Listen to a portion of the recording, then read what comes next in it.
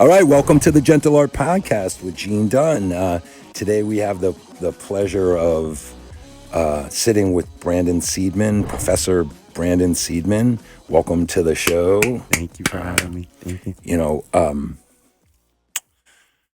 I was thinking that, like, of course it's Father's Day, like that we would be sitting together, and for those of you listening, I introduced Brandon to our producer Walter when we walked in, and I said, if I had a son, you'd be looking at him. This is, I really feel that way about you, Brandon. Like you're.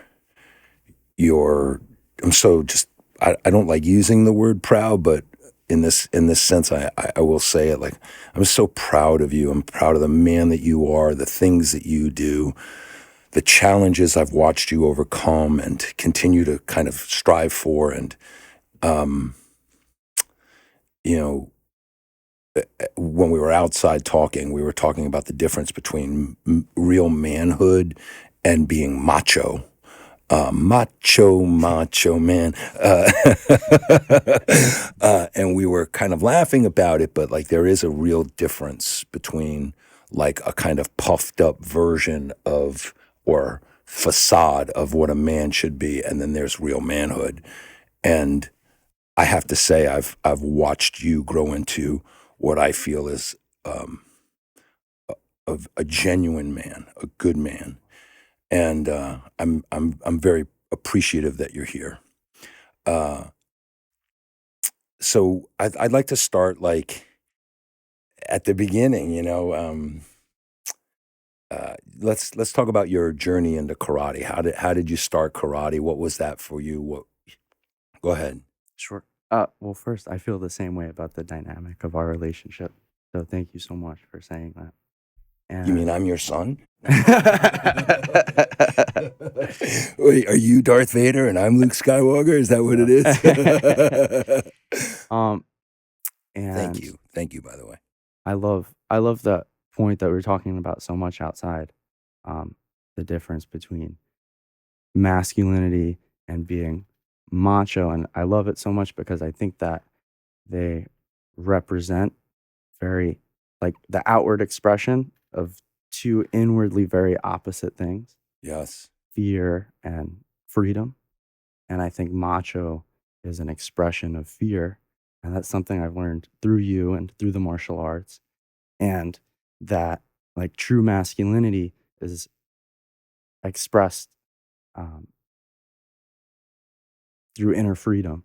Yeah. And I think that they're very, very different things, if not opposite things. And I find that point so interesting.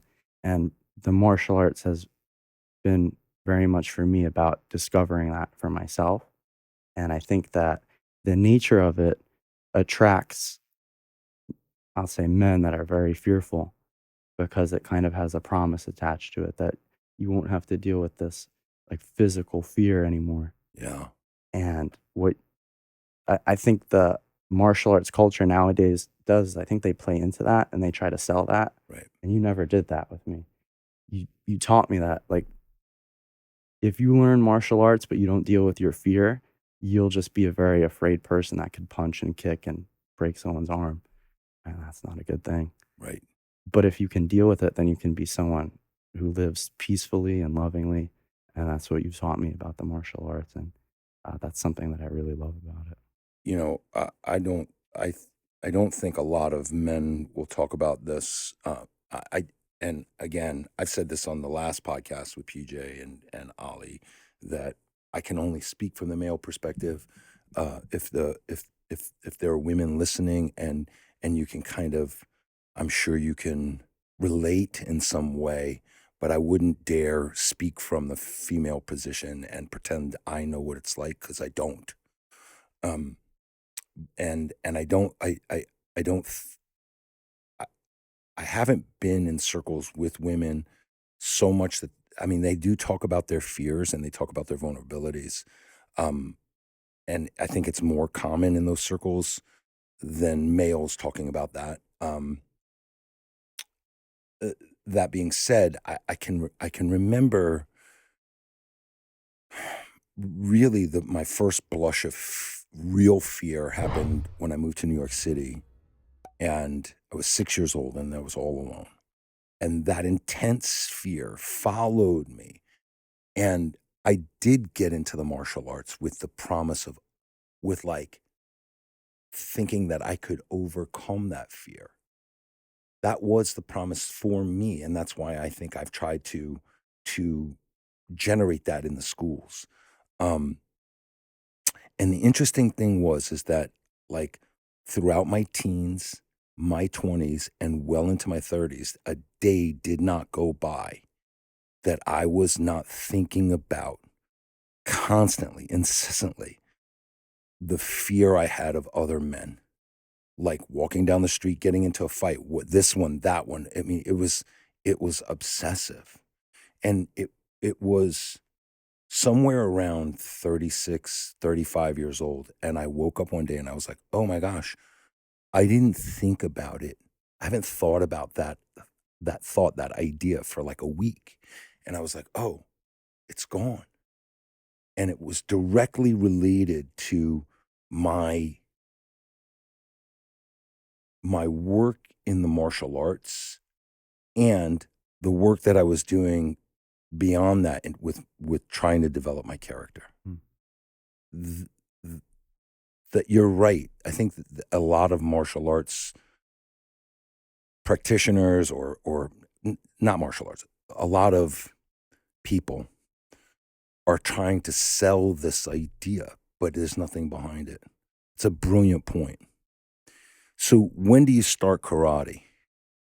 So my family started at the dojo That's right. first before I started.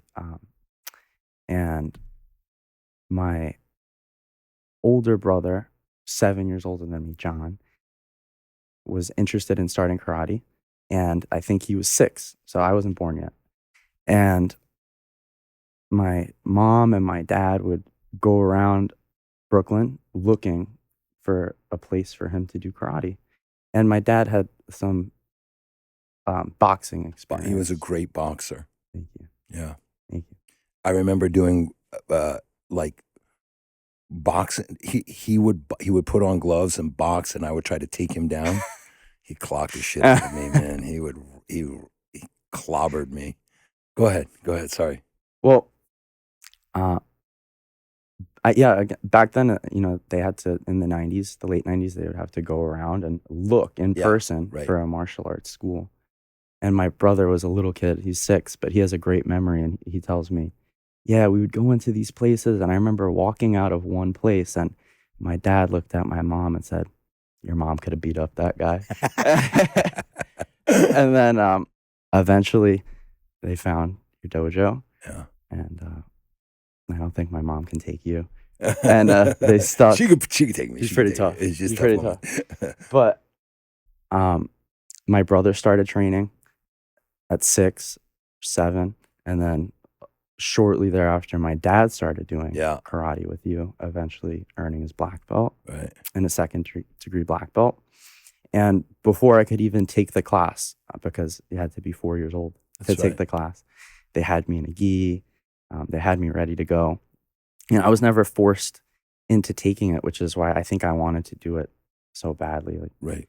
my dad had that awareness that if he pushed me into it, I'd probably push back. Right. But I remember wanting to start, and I started at 4. And I don't remember a lot of my karate experience at that age, but I do remember my very first class. Huh. And I remember being called onto the mat to sit in a line of the other like 4 and 5 years That's old, right. 5-year-olds. And I had only had like a group learning experience from school so far.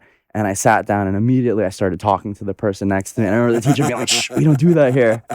Like, kindly. And that's my first memory of karate. Wow. Yeah. And then I stuck with it up until my brown belt. And at some point during my training, my dad, who was very into it and loved it, and was probably the main thing that kept me interested in it, my dad passed. And it was very tough to keep me in the dojo at that age because I started to push back against my mom, and it's very difficult. I can imagine. I see it all the time now that I'm teaching. It's very difficult for a single parent to keep their kid doing it when they don't want to anymore, especially when it's just the mom. Has been my experience. It's Uh, very tough. It's also very difficult to keep a child interested in martial arts when the parents are just not involved, Right. or they're like drop off Right. parents. And I think Period. exactly. That's what really kept me in it was I didn't have a parent that was going like, "You go to karate class and I'll smoke cigarettes outside That's while you right. do it." I That's had right. someone that was there with me doing it Right. every day, Right. and I loved it. So that was my karate experience, my first Are you karate 12? experience. What, you're 8 at this point, 9? So I went until about 11, 12 Oh, years 11, old. 12 years Yeah. old. Yeah, from 4 to about And so 11, you 12. stopped for how long? I stopped until I was 17. That's when I started training again. And what brought you? What was the idea that brought you? So I do remember at the time being a 17-year-old and just feeling completely lost. And the way that kind of manifested in my life was that I was in 11th grade and I was taking 8 classes, regular like high school schedule, and I was failing 8 classes. Wow. And it was because I wasn't showing up. I was sleeping through the classes. I had just had absolutely no interest. And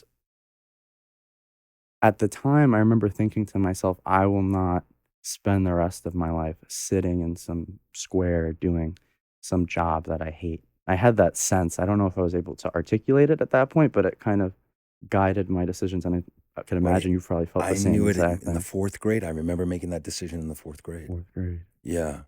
Let me ask you something about that. Like, for me, I remember like really early on, 3rd, 4th, 5th grade, like realizing that I was not like other people. Like these kids had more money, Hmm. they had a better family structure. Even the poor kids were wealthier than I Hmm. was. I was thinking about the other day, like even the poorest kids in my school had it better than I did. Like, and so part of why I became rebellious of school is because it was so confronting for Hmm. me to go in and see all, like, just constantly be reminded of all the things that I didn't have. I didn't have, you know, basically, I didn't have parents. My mother worked 80 hours a week. I was alone since I'm 6. And that became really like at a very early age, like I just couldn't take it Mm. anymore. Was that what was, did that have something to do with it? Or it was just like being in a confined space? I remember feeling very at odds with the adults that were in my school experience. And, interestingly enough, Me too. you know, there's a lot more detail to it, but when I started training again and you were there, I felt the exact opposite. Hmm. I felt like here's an adult who is walking the walk, who's living a very attractive lifestyle, who's doing something that they love, who's not miserable. And that's what drew me to the martial arts as an adult, and it's what kept me in the martial arts as an adult was having a guide like that who was really working on themselves constantly and living this martial arts lifestyle that was very attractive to me. And uh, I remember a few years ago, I listened to a conversation that you had with Sifu Vizio, Uh-huh. and he On the was, podcast? I think you recorded Yeah, I it did for the record him in my, podcast. I think I recorded him in the lobby of my building. That's the only thing he let me do on a handheld recorder. Like, And he was talking about how, like, people say they start the martial arts for X, but it's never the reason they start the martial arts. It's really for Y, and they just don't know it yet. And that's my experience exactly. As a 17-year-old, it was like, I think like, it looks interesting to me and I'd like to learn it. But deep down, it was like the the fear of like being hurt or that feeling of being vulnerable, of not having any protection. yeah. And I remember when I was like 16 or 17, My mom was single. Yeah. My dad had passed 8 or 9 years prior, and she had started dating again. Yeah. And I remember one of the men that she was dating was on the phone with her, and I hear like muffled, like, hand the phone over to him. And he gets on the phone and he's like, "You better be good to your mom or I'll come over there and I'll beat you up," Huh. before I started jujitsu. Uh, So as a 17-year-old, I'm telling myself this is interesting to me. It looks like an art that I'd like right, to right, learn. right, right, right, Super right, right. cool, like Right. Sexy. It's cool. right. But on the inside, I was terrified, Yeah. and I was hoping it would fix it for me. Let me ask you, like, I want to I want to talk about some of the early lessons you got in jujitsu. Um, but I before we get there, I want to if you could imagine, like, what do you think? Because sometimes I do this. Like, I think, oh my gosh, like, what would life have been for me if I didn't confront that? Like, if I was listening to this thing today, and the speaker was saying that, like, if you don't have if you don't have a way to protect yourself, then you're not really humble. Mm. You can't Mm. have true humility if you don't have. I don't think he used the word ferocity, and I'm not a big proponent of like this hyper violent mentality. Like Jordan Peterson talks a little bit about, like, a, a true peaceful man knows violence, and the packaging around that can be a little bit abrasive for me, though I do think that there is some truth to that. Like, and like, we if if all we're doing is living in fear and responding in fear, like, I can't imagine that life is. So do you ever think, like, what your life would be without that? Have you ever, like, thought about that? Sure. I think for me, I did have to go through that. I had to experience what it would be like to be able to defend myself and to be able to protect myself, to come out of the other side of that as a peaceful person. Uh-huh. Like, I needed to go through that. And Uh, how did you go through that? Like, what maybe that's the segue into some of the early lessons you got. well, relatively early because it was recent, but Yeah, bro. You still, like, one day you'll have 40 years of martial arts I'm experience. wet behind my cauliflower ears, right? I don't want to say it like that. I know, because you've worked Yeah, hard and you have a substantial amount of time in your training. It's yeah, legit. yeah, I don't want to say it from that perspective. Oh, I knew you when you were young, or oh, you're just a baby. Like, screw all that shit. right, Like, though there will be a time when you're 40 years deep in and 50 years deep in the practice, and you'll look back and go, oh, like, right, like, exactly. it was a portion, it was the first quarter of my experience.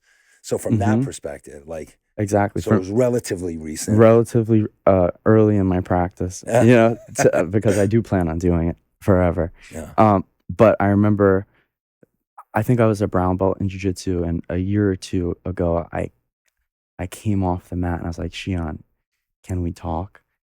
And we went into the office and I was like, "I just I wanna feel like I can defend myself, and I'm afraid, like, that I can't." Buddy, I've had that.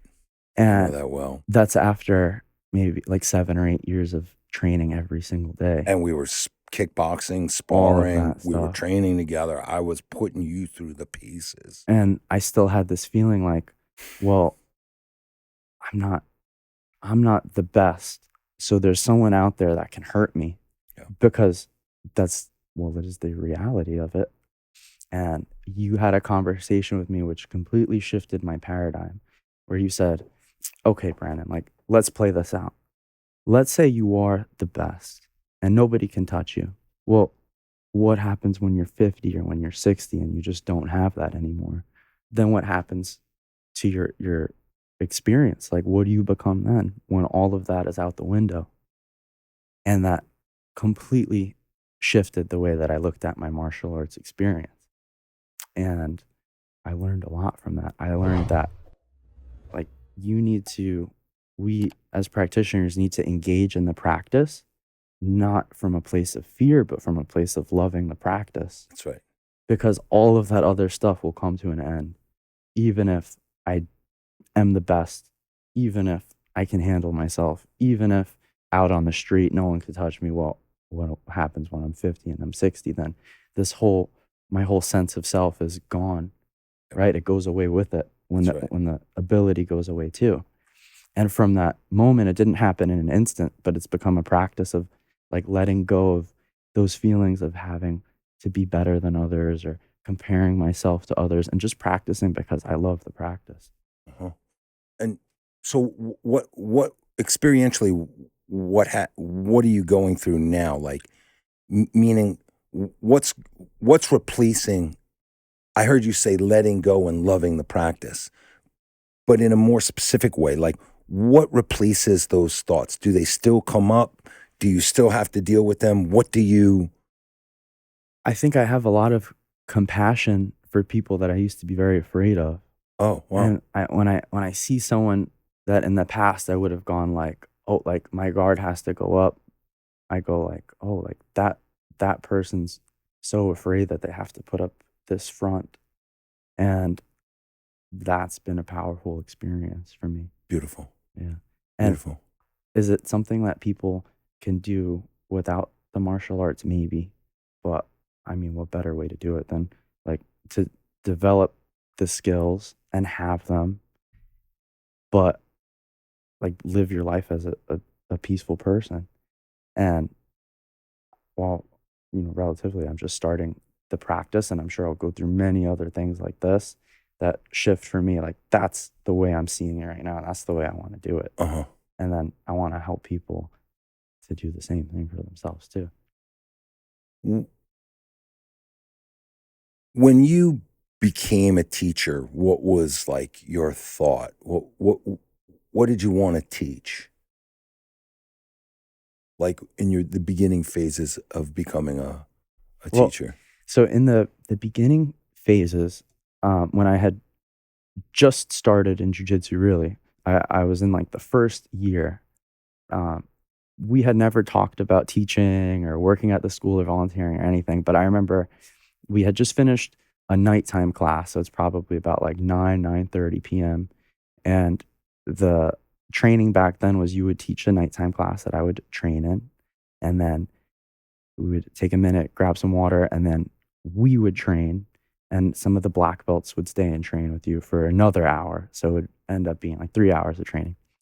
And I remember in between the class and us training, you came up from downstairs at the dojo to the main training area again. And you just looked at me, you're like, we should own a school together one day.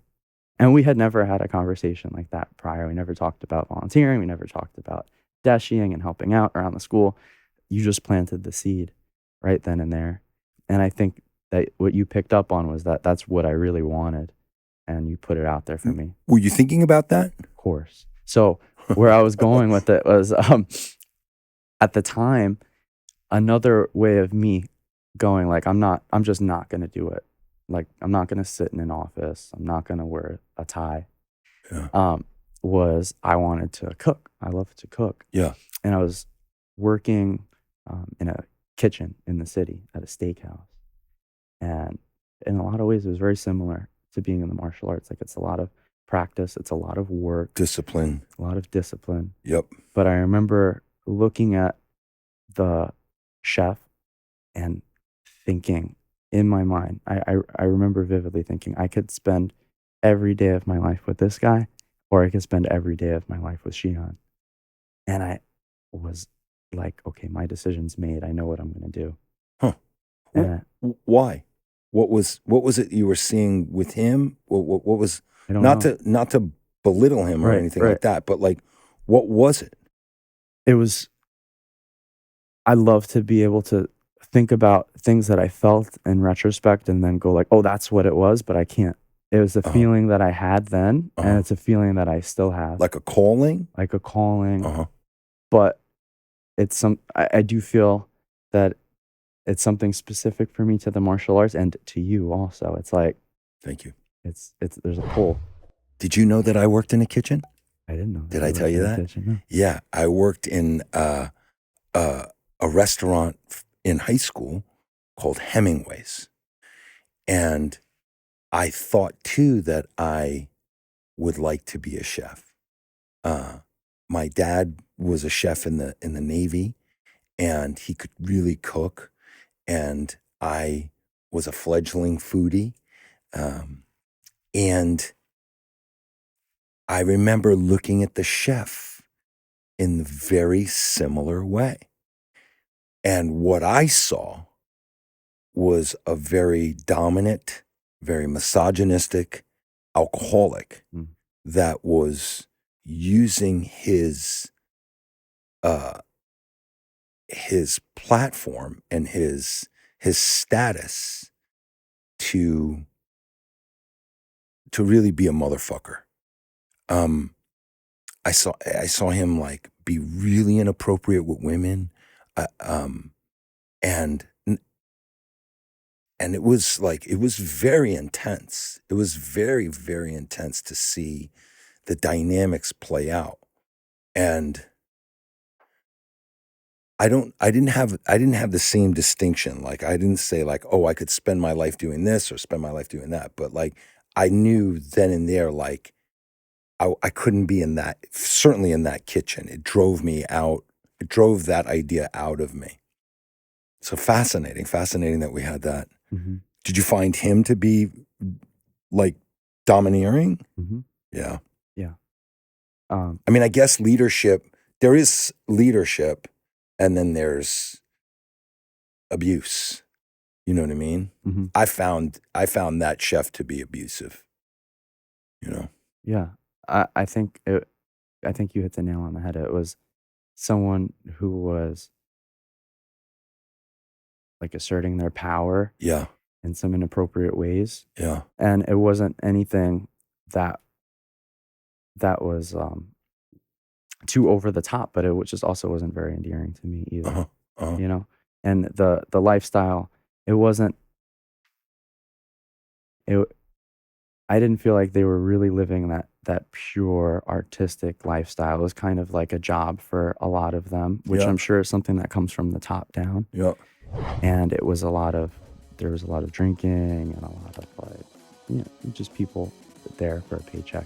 Yeah. And I think on a deep level, I didn't understand it yet, but that's kind of what repelled me a little bit too, Uh-huh. and attracted me to the martial arts and to being around you a lot.